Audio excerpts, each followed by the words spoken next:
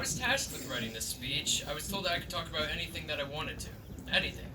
So I decided I wanted to talk about what we've done as a class and all the accomplishments we've accumulated over the years. But someone else was already tasked with doing that. So then I decided that I was going to talk about what we're capable of doing in the future and how prepared we are for that.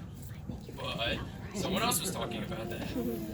I realized I was going to have to talk about something a little different, not specifically related to this graduation. I spent a lot of time thinking about what I was going to talk about. As I was thinking about this, I realized that I might as well talk about what I know most. Me. Don't worry, I'm not going to tell you all my biography for the next 4 minutes, but I will talk about some of the things I've been through and some lessons that I've learned through my experiences.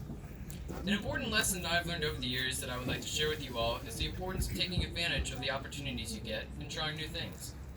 This is something that I've come to learn through my own experiences and others. Especially as we head off to college, trade school, the workforce, or whatever else awaits us, we'll be faced with a multitude of new opportunities and environments. I can recall from the beginning of high school being presented with a variety of clubs and extracurriculars that I could be a part of. Naturally, I was excited about all of these opportunities, but I was also nervous at the same time. All of the upperclassmen in these activities would know exactly what they're doing, and I would be the helpless freshman struggling to figure out what to do.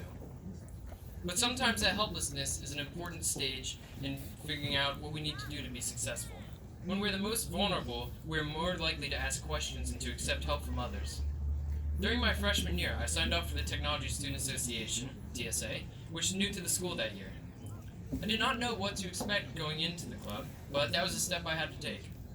Even though I did not end up finishing my project for the regional competition in time, I still had fun participating in the competition and with the 3 other members in the organization. I knew for sure that I would do it the next year, and the following year, and the year after that. Before I knew it, I was a national board game finalist. If I had never taken the risk to put myself out there to try something new, I would not have achieved this or have gotten any of the other memories I made along the way. Another lesson I learned from TSA is to never walk out of your hotel room with your roommates without your key card when giving underclassmen a lesson in prank calling. Because some teachers will not stop at anything to embarrass or humiliate you. Another major part of my life has been sports. I've played tennis for as long as I can remember, and I've been running since 7th grade, and I've done a mix of other things throughout the years. I've learned a great deal of lessons from these sports, including hard work, determination, and how to deal with setbacks. When I started cross country in 7th grade, I only chose to run because I was told it would help with tennis. The only running experience I had was with miles in the morning back in elementary school. I was not particularly good at running in middle school. In fact, in my first race, I didn't even make it the full 2 miles without stopping for a quick breather. I did start to make progress though, and running became more enjoyable for me. When high school came around, there was a noticeably immediate change in the rigor of training. This is very hard to adjust to, but over time, I adapted. One thing I noticed is that I began to enjoy being part of the team more. Once sophomore year came around, I noticed significant improvement over the summer almost immediately. I was running much better than I ever expected. I got to run in the varsity uniform and run in the invitationals. That year, I was competing for the number 7 spot on the postseason team, and it came down to the coach's challenge race to determine who would get that spot.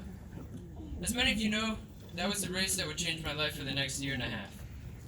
About a half mile into the race, I stepped on a walnut, but didn't think much of it, as I didn't feel any immediate pain.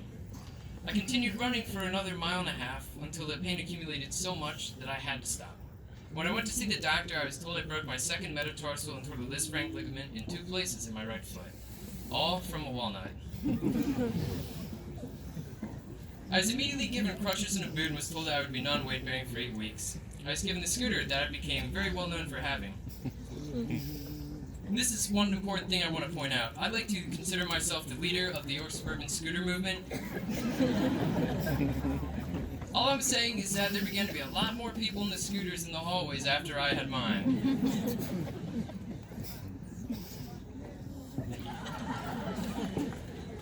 I was told that there was a potential that I would not be able to run again. This is a very tough time, especially watching the team run in the postseason from a spectator's perspective. After I'd recovered some, I began physical therapy and a program to get me back to running. That I do not think I would have been able to get through without the discipline I'd gotten through cross country. I tried my best to be healthy enough to run that coming season, but unfortunately I was not able to and was actually told I needed to have surgery. I was back on the scooter for another month and a half, but this time I knew I'd be ready for my senior season. This past summer took an adjustment to get back to training, but I was able to get going pretty quickly. The season didn't quite go the way that I expected, but this was the season that I enjoyed more than any others. Through sports, and cross-country specifically, I gained a lot of discipline, grew more physically fit, and made a lot of memories. Typically, people see the pain and hard work that has to go into the sport and see that as for what the sport is. But within all the struggles in work, camaraderie, teamwork, and all the other things that come with them are ever present and are something that you will not find anywhere else. I have some great memories of hanging out with my teammates, laughing over the miles and miles we ran, and toilet papering the girls' houses. If there's something that I want all of you to take away from this speech, it's that you never know which opportunities are the once-in-a-lifetime opportunities. Because of this, we must always do what we can to take advantage of the opportunities we are given. This means taking risks, stepping into the unknown, and being bold. Whether that means trying out a new club or sport, volunteering to do something, or even asking out that girl in your class, the future beholds many opportunities that we have to make the choice to act on. I'd like to end this speech with a quote from my grandfather's salutatorian speech from the Rutland High School 1969 commencement.